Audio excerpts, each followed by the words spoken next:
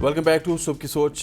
ख़वातीन वज़ात, अब ईरान और इसराइल के हवाले से बात करेंगे। ईरान और इसराइल के दरमियान जारी कशीदगी अब खुली जंग में तब्दील हो चुकी है।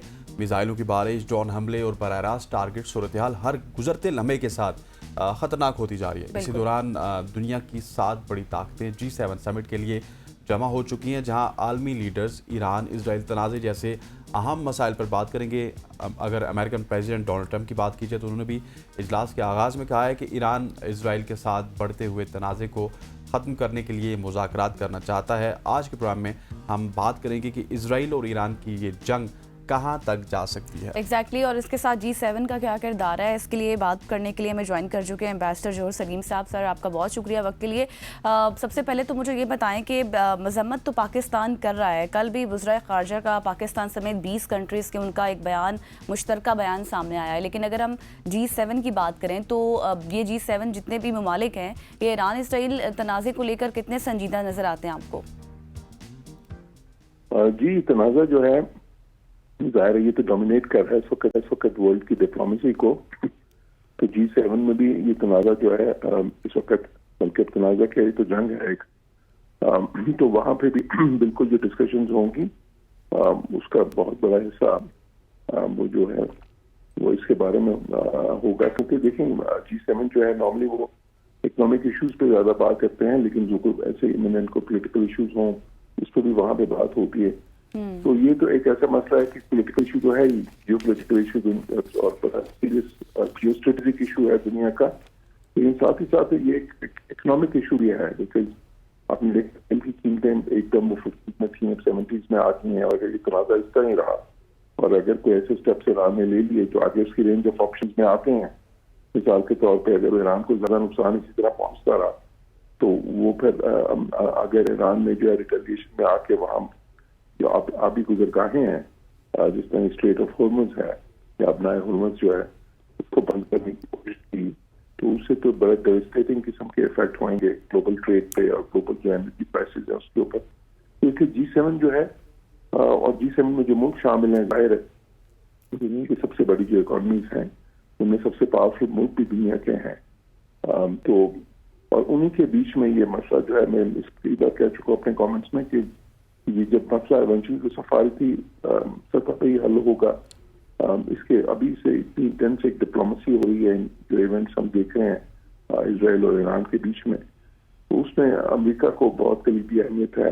बट साथ ही साथ चाइना का रोल बहुत ही अहम होगा। रशिया इस वक्त शामिल नहीं है वहाँ पे G7 में, लेकिन रशिया का रोल भी अहम होगा जी। तो बाकी जो मगरबी ममालिक वहाँ पे हैं इस वक्त, यूके हैं, फ्रांस हैं, ये सारे परमानेंट मेंबर्स भी हैं यूएन सिक्योरिटी काउंसिल के इस वक्त। तो इसलिए वहाँ पे G7 में जो है मेजॉरिटी है P5 मेंबर्स की, वो भी उन्हीं में से है।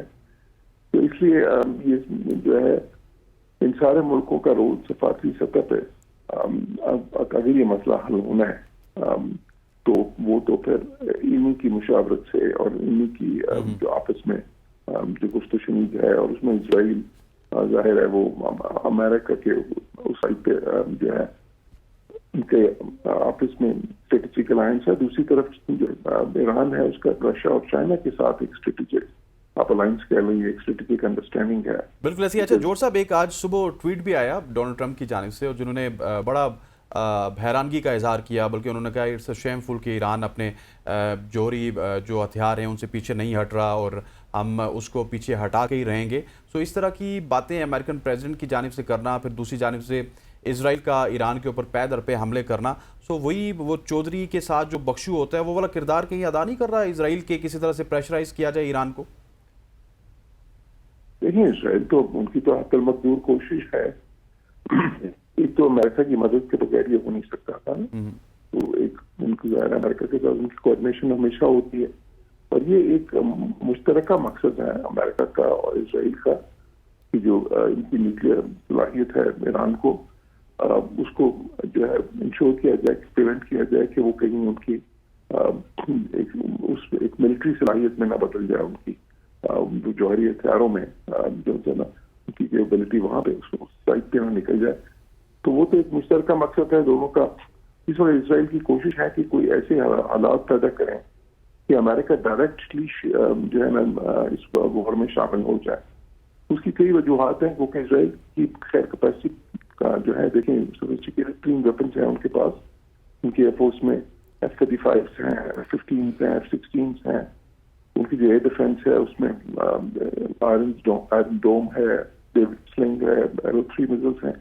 یہ سب سے سوفسٹیکیٹڈ ہیں دنیا کے, لیکن کچھ ایسی صلاحیتیں ہیں جو ان کے پاس نہیں ہے. مثال کے طور پہ B-2 بامبرز جو امریکہ کے پاس ہیں, جو بنکر بسٹرز جو ہے نا وہ بڑے کرتے ہیں جو 7 میٹر تک کی گہرائی پہ جا کے اور زمین دوز کو ایسی جو نیوکلیئر انسٹالیشنز ہیں جو ایران کی ہیں بہت زیادہ اس کو تباہ کر سکتے ہیں.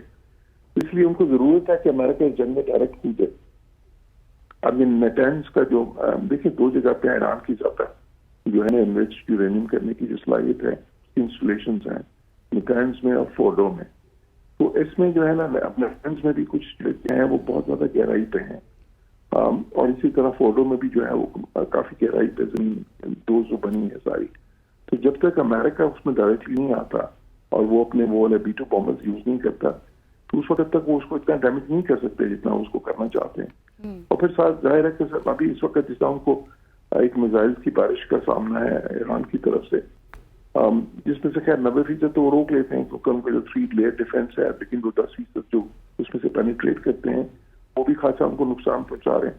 تو امریکہ کے بیچ میں آ جائے تو وہ بالکل بیلنس بہت ہی زیادہ ٹلٹ ہو جائے گا پھر دوسری سائڈ پہ, کیونکہ امریکہ کی تو ان کے جس طرح کے ایئر کرافٹ کیریئر. تو جوہر صاحب آپ کیا سمجھتے ہیں, جس طرح سے آپ درست فرما رہے ہیں کہ ظاہر ہے امریکہ کی سپورٹ کے بغیر تو یہ سب کچھ نہیں ہو سکتا, تو جو ایران اور امریکہ کی جو نیوکلیئر ڈیلز چل رہی تھی اس ساری صورتحال کے بعد اس کو کتنا بڑا خطرہ ہے, آپ کیا سمجھتے ہیں؟ وہ ایک الگ بات ہے کہ اس میں کوئی بڑا بریک تھرو تو نہیں ہوا تھا, لیکن پھر بھی دیکھیے وہ تو ایک کوآرڈینیٹڈ اسٹریٹجی جو تھی نا, بیسیکلی 2 مہینے کا جو ٹائم دیا تھا پریزیڈنٹ ٹرمپ نے, تو اسی دیکھیں جب اور یہ اٹیک ہوا ہے تو پریزیڈنٹ ٹرمپ نے کہا کہ جی دیکھیں یہ 61st ڈے پہ ہوا ہے, یعنی کہ 2 مہینے کا ٹائم ہے ایگزیکٹلی اس کو گزرنے کے بعد یہ ہوا ہے اٹیک. اب وہ جو مذاکرات چل رہے تھے کہ آپ راؤنڈس دیکھیں, اس شو میں امریکہ کہہ رہا تھا کہ جی آپ 3.5% تک یورینیم کو انریچ کر سکتے ہیں.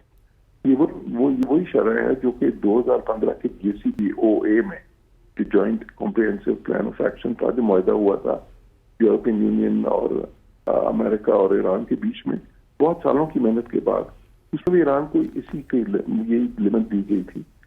اچھا امریکہ بھی شروع میں دینے کو تیار تھا, لیکن بعد کے راؤنڈز میں امریکہ نے ایک دم چینج کر لیا اپنا نقطہ نظر.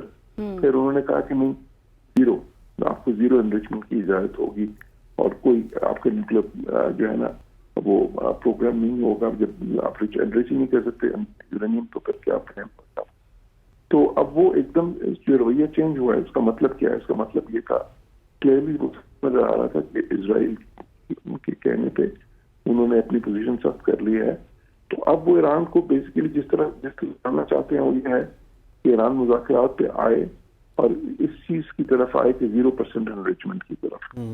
تو ایران نیچرلی اس پر نہیں مان رہا ہے اس وقت تک, تو انلیس کہ ایران کو اتنا زیادہ ڈیمیج کر دیں, اتنی زیادہ ڈیوسٹیشن کر دیں کہ وہ مجبور ہو جائے جو ہے نا, تو ایرانی ویسے تو نہیں مانیں گے کبھی بھی اس کو. بالکل ظاہر ہے اتنے سالوں سے انہوں نے اپنی پوزیشن رکھی ہے کہ ہم اس کی بالکل ایسی. اور جوہر صاحب یہ بھی آپ کو دیکھنا ہوگا کہ ایران کافی مطلب ریزیلینٹ قوم بھی ہے, ریزیلینس کا مظاہرہ بھی کر رہے ہیں. لیکن کل ایرانی پارلیمنٹ میں ایک بڑا واقعہ ہوا جہاں پہ ایرانی صدر نے جب پاکستان کا ذکر کیا تو پوری پارلیمنٹ میں پاکستان کا شکریہ ادا کیا گیا, تشکر پاکستان کے نعرے ہمیں سننے کو ملے.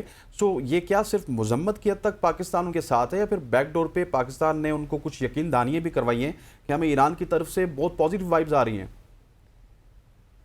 ارے یہ پاکستان ایران کی ظاہر سفارتی سطح پہ ہم نے ایک بڑا کلیئر اسٹانس لیا, ہمارا بہت واضح اسٹانس ہے نا, پوزیشن ہماری وہ ہے. ہم نے کنڈیم کیا اسرائیل کو, ہم نے کہا کہ یہ بالکل اس کو جو ہے نا یہ انلیگل ہے, انٹرنیشنل لا کی وائلیشنز ہیں, ایران کی ٹیریٹوریل سے انٹیگریٹی جو ہے اور ان کی سوورنٹی کو ہم سپورٹ کرتے ہیں. اور ساتھ ہی ساتھ ہم ان سفارتی کوششوں میں شامل ہیں جو اس ڈائریکشن میں ہے کہ ایک پیسفل ڈائلاگ کے تھرو حل نکلے اس مسئلے کا. اب دیکھیں ایران کے کئی ایسے دوست ہیں جس طرح ہندوستان ہے جس کے ساتھ ایران کے بڑے قریبی تعلقات ہیں, لیکن ہندوستان میں اس پہ بالکل کلیئر اسٹینڈ نہیں لیا کوئی. انہوں نے ایک نیوٹرل سا اسٹینڈ لیا ہے. بہت سی جگہوں پہ وہ ایران نے صاف دیکھا کہ کس طرح اسرائیل وہ انڈیا جو ہے پیچھے ہٹ گیا بالکل. ان کی ایک اخلاقی اور جو ایک سفارتی حمایت جو ان کی ہونی چاہیے اس موقع پہ اس سے پیچھے ہٹ گیا بالکل. تو وہ پھر ان کو احساس ہوا کہ اس وقت جو ہے نا جس کو ہم دوست سمجھتے تھے اور بھی کئی ملک ہیں انہوں نے بھی اور بھی بہت سے ملک ہیں کئیوں کا میں نام نہیں لینا چاہتا کیونکہ اسرائیل کو ایکٹیولی ہیلپ کر رہے ہیں اس وقت مشرق وسطیٰ میں. تو ایران یہ سب دیکھ رہا ہے ظاہر ہے. تو اس میں پاکستان کی پوزیشن جو ان سے دیکھیں وہ کنسسٹنٹ ہے. 20 سال پہلے بھی ہماری اس ایشو پہ ہے وہی آج بھی ہے. اور ہم جو جس طرح سے کھل کے اظہار کیا اس کا کہ جی دیکھیے کیونکہ ہم تو انٹرنیشنل لا کے ساتھ ہیں. ہم انٹرنیشنل جو سے نا جو بنیادی قوانین ہیں اور بنیادی ٹینٹس ہیں جس پہ انٹرنیشنل آرڈر کھڑا ہے بالکل یہ ہے کہ آپ کوئی جاریت نہیں کر سکتے اس طرح آپ کسی ملک کی ٹیریٹوریل انٹیگریٹی وائلیٹ نہیں کر سکتے کسی ملک کی سوورینٹی. بالکل سر آپ درست فرما رہے ہیں. اب دیکھنا ہوگا کہ یہ جو تنازع بڑھ گیا ہے کیا یہ ریجنل میں کنورٹ ہو سکتا ہے یا پھر نہیں. دیکھنا ہوگا جیسے جیسے جو انفارمیشن ہوگی اس پر آپ سے مزید بھی بات کرتے رہیں گے. تھینک یو سو مچ. جوہر سلیم صاحب فارمر ایمبیسڈر ہمارے ساتھ موجود تھے. ایران کی تمام تر سچویشن پر بات کر رہے تھے. یہاں پر لیں گے ایک بریک کے بعد واپس آئیں گے ملکی سیاست پر بات کریں گے. Stay with us.